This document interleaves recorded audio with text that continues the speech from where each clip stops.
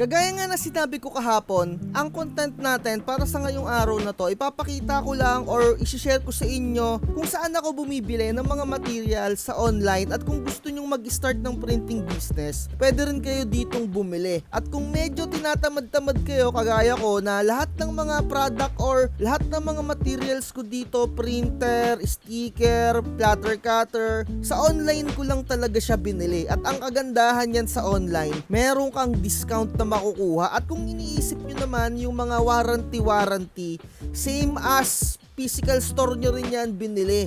Merong ding mga warranty yan. Ang kinagandahan lang talaga sa online na kapag dyan ka bibili, merong mga discount kasi yung pinagbibilihan mo mas nakakatipid yung nagbibenta sa online kasi wala silang physical store na pinagbibentahan, kumbaga online lang. And yung mga nagbibenta din online, meron ding mga physical store. Kumbaga mas maganda din talaga yung bentahan ngayon sa online. Kaya kung mapapansin ninyo yung mga National Bookstore, etc. na mga physical store, mas bumababa yung mga bentahan nila kasi alam mo na, conveniency kapag online ka bibili. At eto nga yung isi-share ko sa inyo na Excel file. Ilalagay ko na lang sa description yung link neto para ma-download nyo at para makita nyo at kung saan bibili. At syempre unahin natin etong mga printer. Syempre kung magpiprinting business ka, kailangan mo talagang unahin yung mga printer. So meron tayong category dito. Ito yung pinakamura, Epson 121, 5,400 something yung pinaka original price niya. And ito yung next na 3-in-1 printer, Epson 3210, around 8,000 yung presyuhan niya. At ito yung 3250, same lang din siya netong Epson 3210 pero meron siyang wifi etong 3250. At sa mga nagtatanong, ang gamit ko na printer for document printing ay Epson 5290. Nagkakahalaga siya na 13,000 something. Pero yung sa akin, nabili ko lang talaga siya 11,000. Nataon kasi na sale.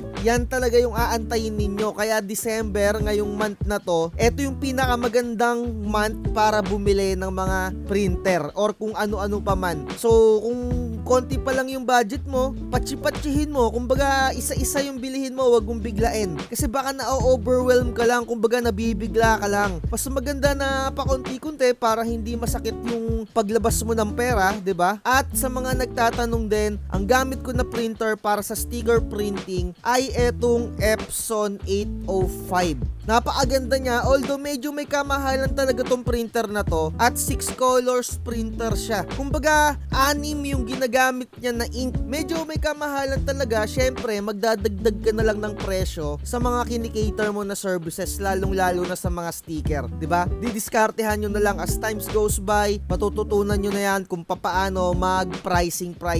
At syempre, nakikita nyo naman yung nasa screen natin, eto nga yung Epson 121 na pinakamurang printer na magagamit ninyo for pigment ink ng Epson. 5,600 yung presyuhan niya at syempre makakagamit ka pa ng voucher kung sa online ka talaga bibili. Inuulit ko, lahat ng mga link na to ay nasa description at nandito sa Excel file natin. At nakikita nyo, etong Epson 3210, 3-in-1 printer nga siya. Yung previous pa neto na version, yung mga una-una kong printer na nagamit. Pero ngayon, ang pinakagamit ko na ngayon ay etong Epson 5290. Nakikita nyo naman, 13,000. Medyo tumataas yung presyuhan netong Epson 5290 kasi lumalakas yung demand. At malapit nang ma-phase out to, sinasabi ko sa inyo. Kaya hanggat meron pa neto, bilihin nyo na siya. Kasi ang kinagandahan neto, wala siyang maintenance box. At eto nga yung sinasabi ko sa inyo na Epson 3250, same lang siya ng printer na to, pero meron siyang wifi etong Epson 3250. So para ayan lang yung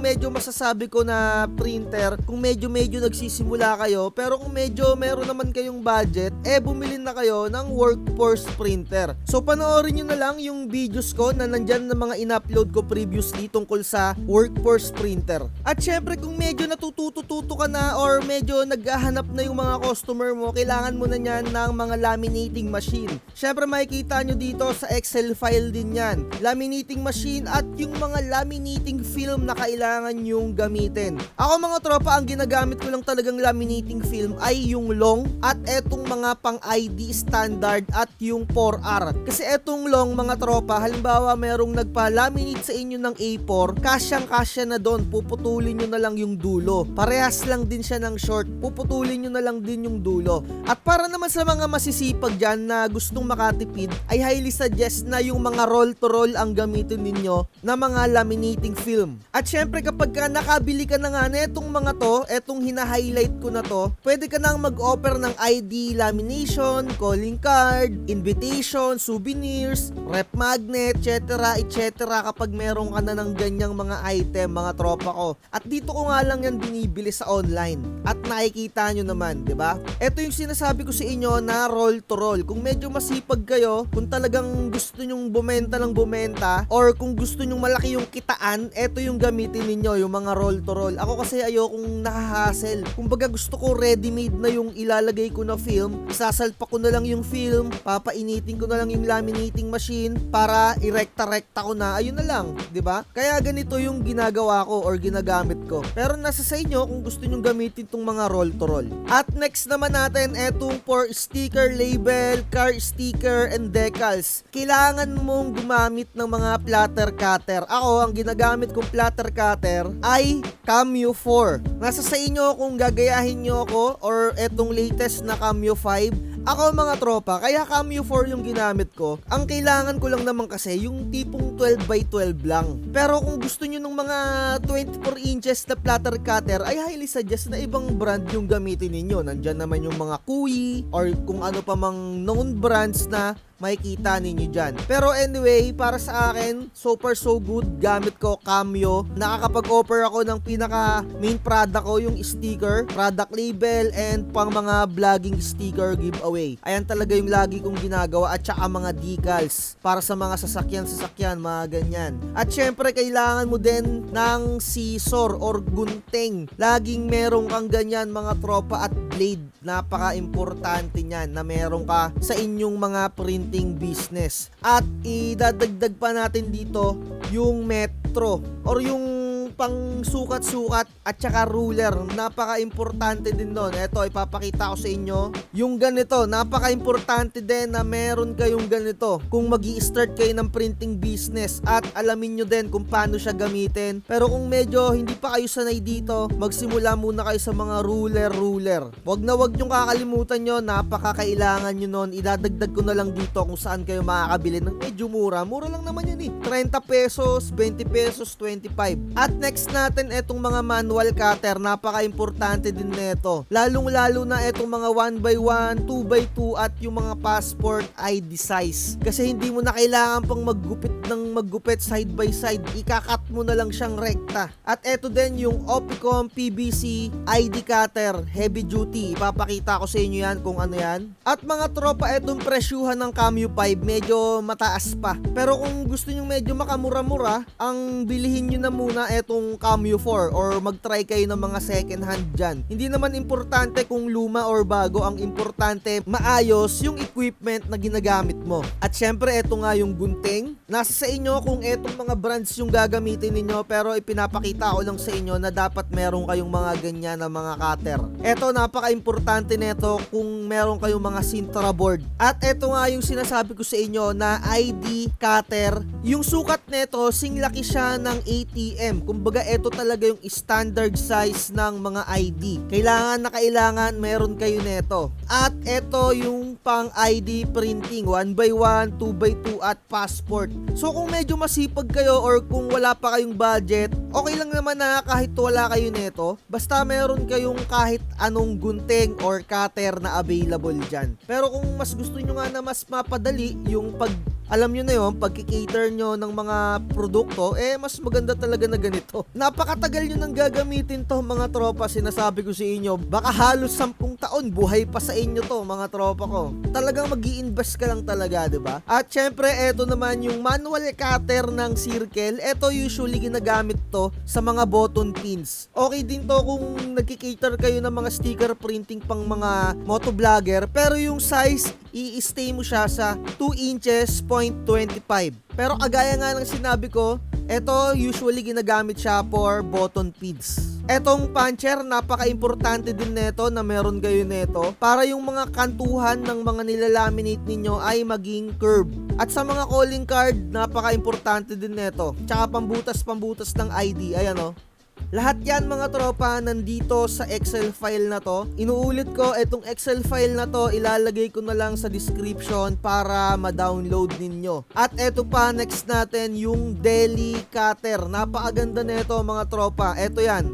Medyo may kamahalan lang talaga siya pero di hamak na mas maganda to sa mga mabibili ninyo na mumurahin na ganito na tigti 300 or 400. Eto kasi mga tropa tumatabingi ito. Siguro mga 2 weeks or 1 week mo lang tong ginagamit, tumatabingi na siya.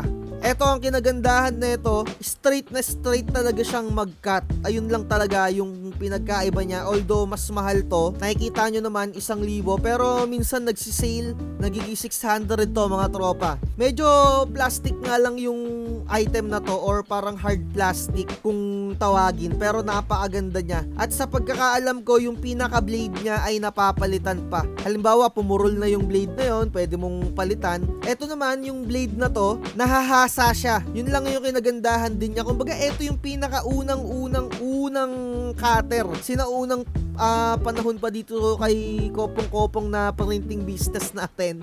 Ito yung mga una-una, di ba? Kumbaga mas na-improve, ito na yung medyo bago-bago. And next natin, kung medyo masipag ka at gustong-gusto mo talagang mag-cater ng mga circle na sticker, ito ay highly suggest din to. Kaso kailangan mo talaga dito ng masusing pagsiseryoso. Talagang kumbaga tsatsagain mo talaga. Medyo na bad trip ako dito. Hindi ko siya masyado nakuha pero gumamit din ako niyan sa totoo lang. Kasi kung umpisa ka pa lang sa sticker printing talaga at hindi mo pa masyado gamay yung platter cutter mo, lahat ng available na pwede mong gamitin ay gagamitin mo talaga. Kaya ako, sinishare ko sa inyo lahat to para medyo hindi na kayo mahirapan. Medyo mahirap talaga to pero nagagawa niya kung anong trabaho niya. Nakakapag-cut talaga siya ng bilog. 1.5 inches hanggang 6 inches yung kaya niyang bilog. Pero ito medyo mahirap-hirap na. Siguro kung mga 3x3 medyo madali-dali or 2.5 by 2.5. Ayan, basta try nyo lang nang itry, no? At kung nasa printing business ka mga tropa, dadami at dadami talaga yung mga materials mo dyan. Kumbaga kung ano-anong materials na pang-printing ang mabibili mo, sinasabi ko sa'yo. At eto na, kung syempre medyo natututo ka na ng mga printing ng sticker, syempre magki-cater ka na naman ng bago, ID lace print, mags print, t-shirt print. Eto yung mga tinatawag na heat press. Napakaraming brand ng heat press pero eto muna yung medyo babanggitin natin. Etong Quaff na A4 and meron din siyang A3 pero medyo sold out na siya. So kung sa tingin nyo in the near future magki-cater kayo ng mga A3 size, I highly suggest na A3 size heat press na yung bilihin ninyo para hindi kayo mabitin dito sa pagdating sa A4. Pero etong A4 mga tropa, nakakapag-press pa rin naman siya ng A3 size. Medyo magdadalawang press lang kayo. Iuurong-urong nyo lang, tamang diskarte lang. At eto naman mga tropa, yung HTB na brand, automatic siya. Medyo aesthetic yung galawan nito. Kung gusto nyong medyo aesthetic yung galawan ninyo, eto yung bilhin ninyo. Napakaganda din nito. Nakakita na ako or tinuruan ako nung tropa ko kung paano gamitin to. Medyo hindi ko lang hiniram kasi napakabigat din.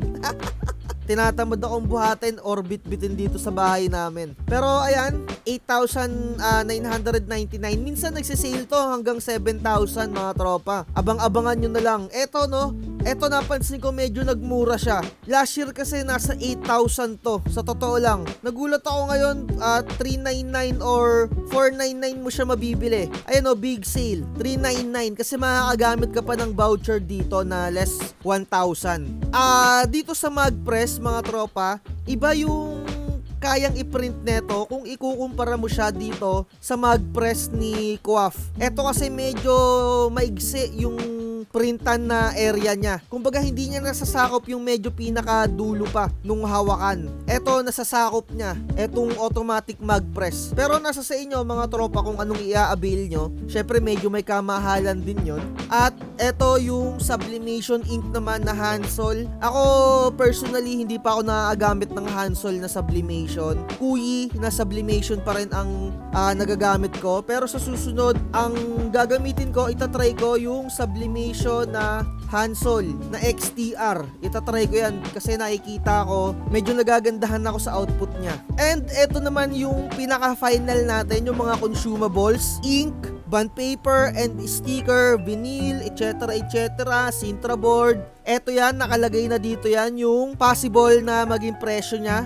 Etong hard copy na bond paper, ang ginagamit ko sa kanya yung kulay blue, 80 GSM. Nasa 200 plus yun, pero napakaganda nun, parang 210 or 213 yung 500 sheets. Pero minsan nagsisale, umaabot ng 180 something. I-check nyo na lang mga tropa, yung mga link na to, i-download nyo na lang to, ilalagay ko na lang to sa description para makuha nyo, para kayo mismo magkumpara-kumpara kung saan kayo makakabili. Napakaganda na itong Excel file na to, kasi kung bibili kayo ng patsi-patsi, kumbaga isa-isa muna, kumbaga iipunin nyo na muna no, bago kayo mag-start. Ganun naman talaga eh, huwag nyong bibiglain, lalong-lalo na kahit may pera kayo, mahirap biglain, baka nga na-overwhelm lang kayo. Kumbaga baka nakakita lang kayo ng isang tao na alam nyo na yun, na nakabili ng farm ng dinosaur, 'di ba? So ayun lang, siguro dito na natin tapusin para hindi na masyado humaba yung video natin. Napakaganda talaga na sisimulan mo etong pakonti-konti lang ng bili para hindi masyado masakit sa mga, alam mo na yun, sa pag-budget, di ba? Pero kung medyo meron ka nang nakalaan talaga na pang-business, di ba? Edi i-go mo na. At kung medyo malapit ka sa Odeon Mall, diyan ka na lang bumili ng mga product, as in direct ka na lang doon sa supplier para makita mo din.